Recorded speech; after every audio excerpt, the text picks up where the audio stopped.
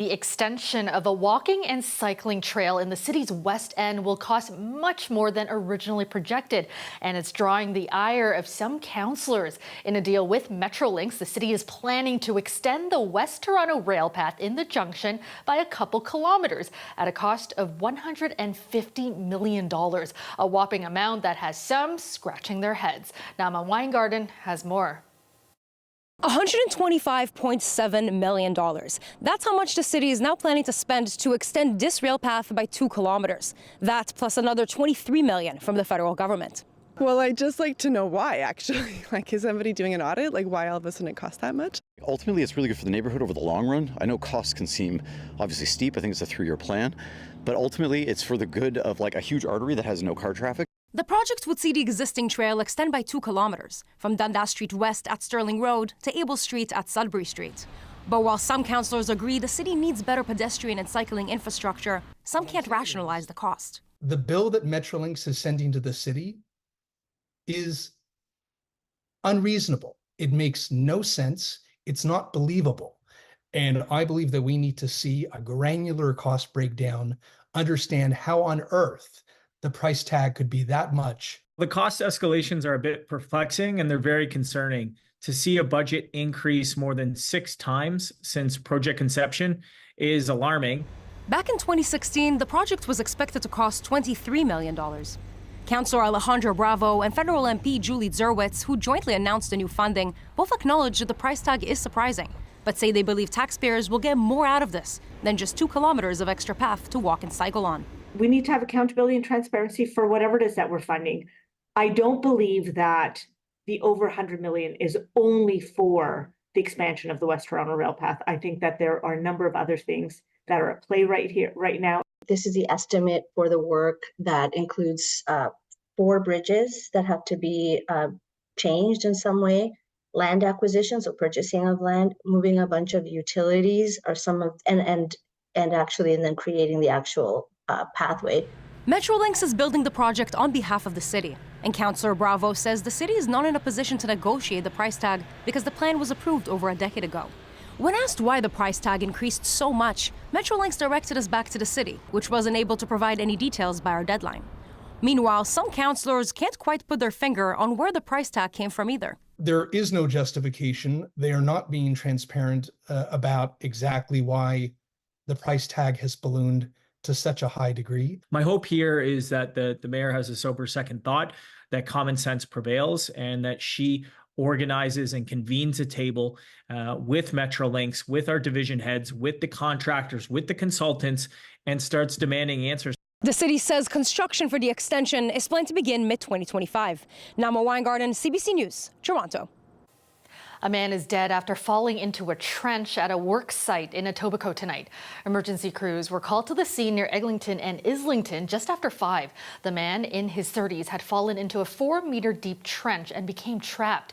Crews were able to free the man nearly an hour later, and he was rushed to hospital but did not survive. The Ministry of Labour is now investigating. The search for a missing realtor from Markham is now into its 5th day. The 56-year-old woman had not been seen or heard from since Friday morning, and police are treating her disappearance as suspicious. Today, search and rescue teams are on site at a rural area in Whitchurch, Stouffville. Our Tyler Cheese has the latest. It's been 5 days since anyone has seen Yuk Ying Moy. Now, search teams are focusing their efforts on this farmland property along Vandorf Side Road in Stouffville. We have deployed all available resources to thoroughly conduct a search for any evidence that Moy was here or to further her whereabouts. I came out and then I saw there was nine police cars in total, between the K9 unit and the police cars and everything. So I was like, oh my God, what's going on? Investigators say their search for the woman, who also goes by Anita, led them to this location. This is quite a big property. It's a rural property with a lot of different locations, and there's a pond in the back. So there's lots of places to search, and therefore we have to be as thorough as we can. Police say they aren't sure that Moy ever came to this property, but she was scheduled to be here at some point around the time she disappeared on Friday. We believe that this was one of the places that she was due to visit. Moy was last seen leaving her home in the Baycliffe and Warden area of Markham on Friday around 9:30 a.m. Police say she spoke with her family over the phone around 11 a.m., but she hasn't been seen or heard from since. Local journalist Joseph Lau knows Moy. She's good for the community and do a lot of charity. All right. So it's a shock that she's missing, and everyone is concerned. Police say they found her car, a 2024 white Mercedes-Benz SUV like this one, Friday afternoon in a plaza parking lot around Finch Avenue East and Warden Avenue in Toronto.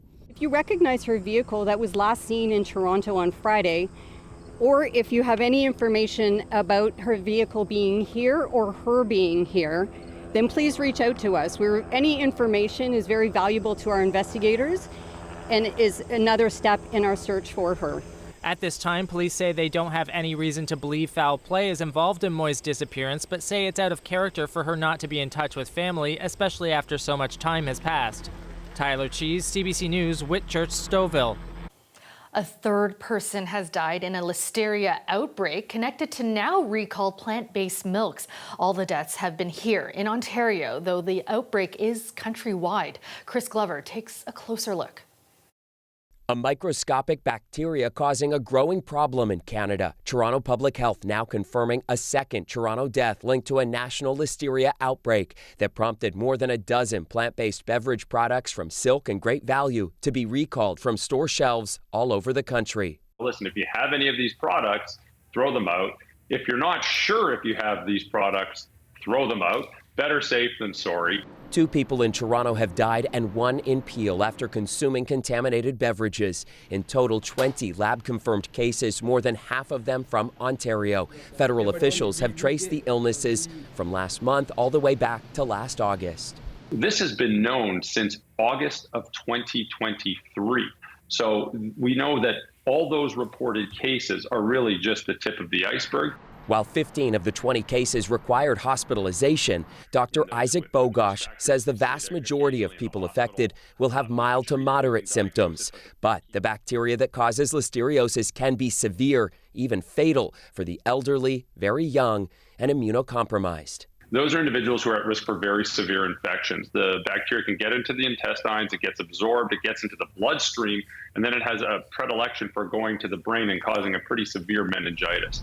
Last week, the Canadian Food Inspection Agency announced the outbreak originated at a Pickering food production plant. It's been shut down since July 6th and remains closed amid an investigation. Federal officials would have interviewed people who got sick to establish the link to specific products, while also using lab evidence, according to this expert from TMU's School of Public Health. Often what we can do is look at sort of DNA fingerprinting using different lab methods, and they can kind of look at, you know, is this particular strain that they found in these people who got sick similar to the strain that was found in the food production environment, and they can kind of match it up that way. He says once identified, it can still be tricky to eliminate the threat. The bacteria can hide out in different food equipment and surfaces, so you really need to have really good hygiene, sanitation to remove any bacteria that might be there. Because it can contaminate the products even after they've been sort of heat treated or pasteurized. And for people thinking refrigeration keeps them safe from this problem, think again. Listeria is known to survive and multiply in refrigeration temperatures. It's sort of unique to this particular bacteria. So it certainly can cause problems even if the product is stored in the fridge where it should be stored. People should still be vigilant. Affected best before dates for recalled products are up to and including October 4th. Chris Glover, CBC News, Toronto. The next phase in expanded booze sales in Ontario begins in just over 3 weeks, with beer, wine, and coolers allowed to be sold in convenience stores. Then, at the end of October, more grocery stores can begin to stock their shelves. But as Queen's Park reporter Loretta Redicott found out, the number of stores signing on is still far from what the government has projected. As of September 5th, convenience stores will be able to add beer, wine, and coolers to their fridges. The most recent numbers, more than half of them have signed on. The Alcohol and Gaming Commission says it's issued 3,866 licenses for convenience stores since the Premier first came out with his plan for expanding booze sales. But the number is still lagging for grocery stores. 110 new sites have received a liquor license. on top of the 450 that could already sell alcohol. It's a tiny percentage of the 5,600 grocery stores in Ontario. This should be a huge wake-up call to the Ontario government. The problem, he says, requiring grocery stores that are licensed to take back empties, like the beer store. There's just no way the huge majority of grocery stores are going to go anywhere near this as long as they're required to take dirty cigarette butts in the beer bottles and dirty wine bottles back into the store. His organization hopes the government will change its mind. He'd also like the LCBO added to take back empties. Neither the LCBO or the beer store sell food. They don't have a deli section. They don't sell meat and fresh produce. So to us, there's no reason why you don't add that to the LCBO. Meanwhile, one convenience store chain is highlighting that it's not only set to sell booze to take out, but eventually to drink on site. 7-Eleven stores already have in-store dining at 2 locations in the province, with licensing underway for most of its other locations. You have to apply for the finance minister was asked if he worries about drinking inside a gas station or 7-Eleven. We have a very robust process through the Alcohol Gaming Commission and Alcohol and Gaming Commission of Ontario to be able to process those licenses, make sure the standards are there, they're met. We've hired more people to do that. So I believe in small businesses. Or in that case, a large multinational chain. The Ford government spent hundreds of millions of dollars to speed up its plan for expanded booze sales, saying it would add up to 8,500 new stores for people to buy alcohol. So far, though, the number of locations is far from that eventual goal. Lorenda Redicomp, CBC News, Toronto. If you count on the subway for your commute to work, you may be finding the need to leave your home earlier nowadays. That's because the TTC has been implementing reduced speed zones along certain parts of its 70-year-old system. These are areas where trains slow down because the tracks are in need of repair. I went to go check out how slow these zones can get. On any given weekday, the TTC subway sees about 1 million people hopping on. Now, you may have noticed, if you were a rider, that commutes have been longer, sometimes much longer, because of something called reduced speed zones. Now, these are essentially spots along lines 1 and 2 that the TTC has identified as places that need track repair. Now, we're at Union Station. We're about to hop onto a train, and we're going to try to see exactly what's going on.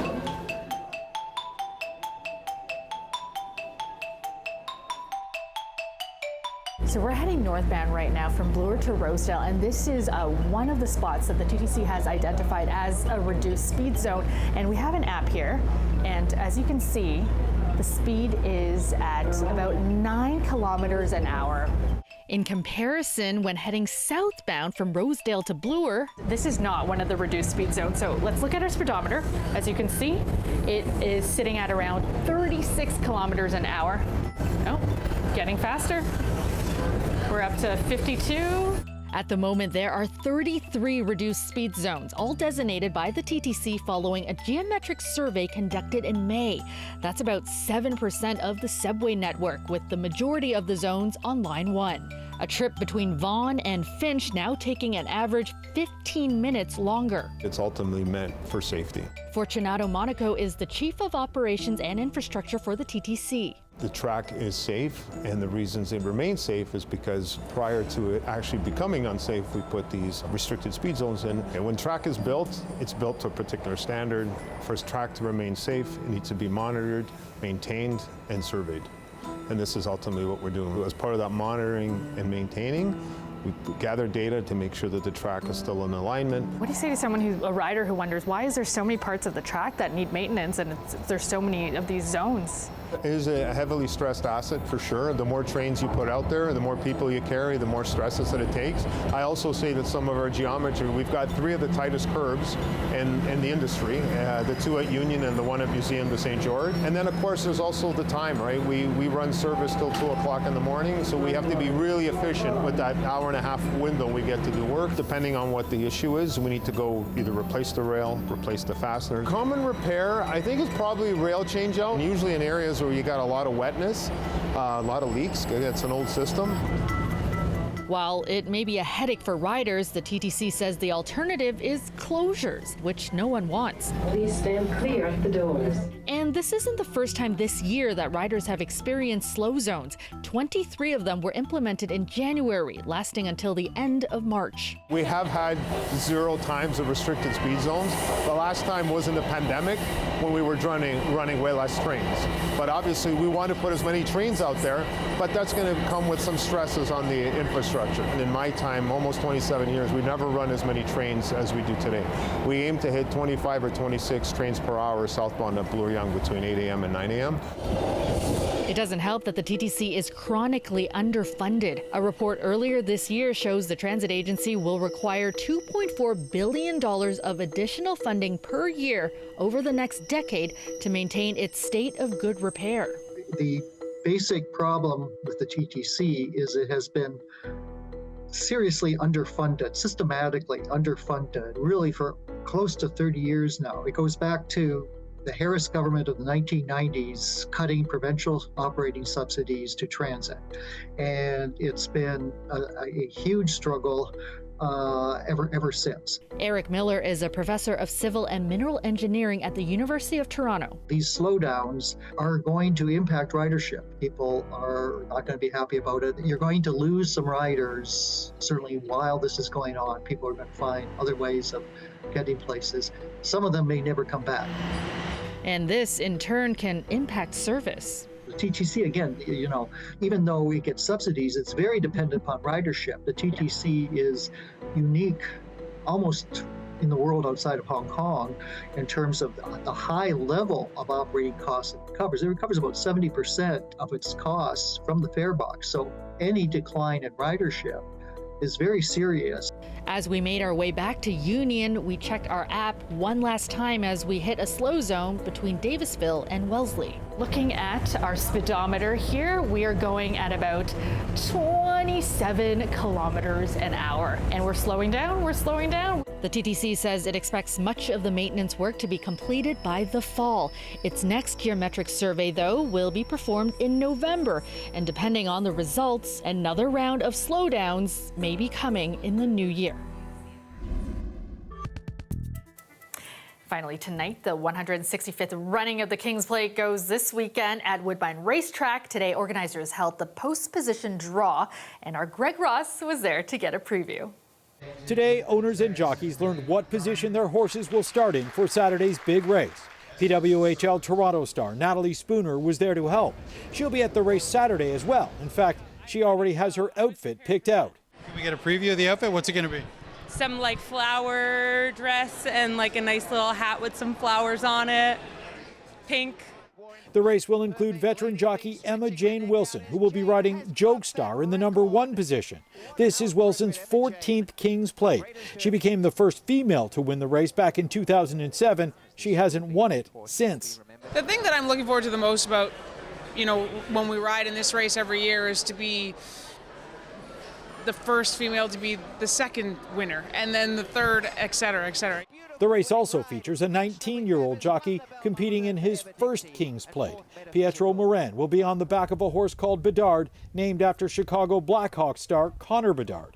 He says, despite his inexperience, he's feeling confident. Do you feel like you can win this race? For sure. You don't have a shot unless you're in it, so I'm looking forward to the opportunity. He says he'll have his father, David Moran, in his corner, a veteran jockey who has competed in several King's Plates. Dad says he's more nervous than his son.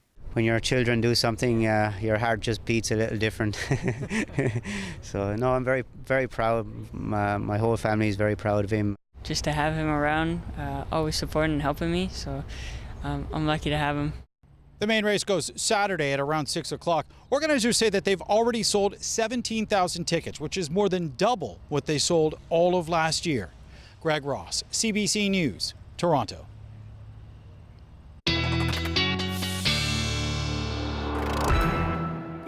And Chris, for those attending the big race on Saturday, might be wise to bring an umbrella. I would do so. I would bring some rain gear to not ruin those hats. You got to protect them. Absolutely. You got to protect them, Kelden. It was a beautiful day today, mostly sunshine on average. But if you looked up at the blue sky, it might have looked a little fainter, if you will. And one of the reasons is, well, the forest fires continuing to burn. The wildfires are a big story, and it has been, unfortunately, in the news. Of course, Jasper comes to mind.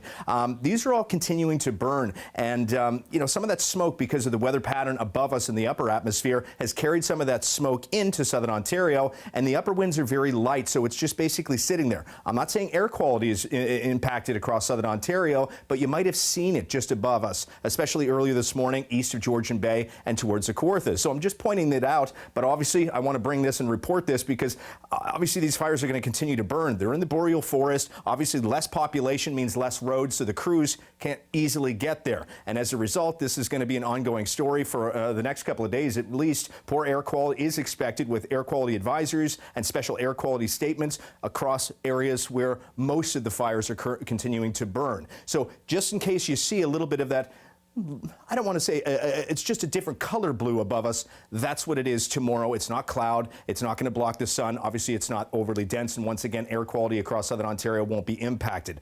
Daytime highs today were basically where they should be for this time of year, in the mid-20s. 26 is our normal daytime high in the city. And that seems to be the average across the region. A lot of activity across northern Ontario. It's hotter, it's more humid, and as a result, the daytime heating they receive from the sun has triggered the development of these showers and thunderstorms. We're not going to see that kind of activity across southern Ontario tomorrow, but we might actually start to see it across portions of eastern Ontario and the Kawarthas as well. Maybe a couple of pop-up showers down towards Windsor as well. But other than that, it's going to be a beautiful day. If you don't get a chance to get out and enjoy it tomorrow, you're going to have ample opportunity for Thursday and maybe into Friday, at least during the morning and into the early afternoon. That's when our next slow-moving system moves in, and this will impact our weather, unfortunately, the entire weekend. I'm not saying washout weather conditions, Kelda, but we are talking about the opportunity for showers each and every day, slight risk of some local thunderstorms as well. Temperatures, for the most part, will be stable tomorrow and Thursday in the upper 20s, maybe 30 for Thursday, then the mid-20s for Friday, Saturday, and Sunday as the rainfall comes in once again in waves. So have an umbrella to protect yourself and that hat. Absolutely. Thanks so much, Chris. You got it.